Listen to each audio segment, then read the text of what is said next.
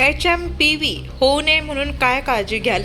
सरकारने दिलेल्या सूचनांचे पालन करूया, आपली व आपल्या परिवाराची काळजी घेऊया. हे करा: जेव्हा आपल्याला खोकला किंवा शिंक येत असेल तेव्हा आपले तोंड आणि नाक रुमाल किंवा टिश्यू पेपरने झाका. साबण आणि पाणी किंवा सॅनिटायझरने आपले हात वारंवार स्वच्छ करा. ताप, खोकला आणि शिंक येत असल्यास सार्वजनिक ठिकाणांपासून दूर राहा. भरपूर पाणी प्या आणि पौष्टिक अन्न खा. संक्रमण कमी करण्यासाठी सर्व ठिकाणी हवा खेळती राहील, व्हेंटिलेशन याची दक्षता घ्या.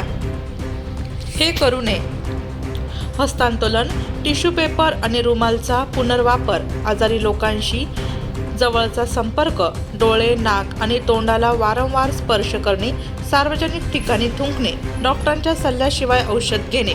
राजू गंगाधर जाधव, भटके विमुक्त आघाडी प्रदेश सचिव, महाराष्ट्र.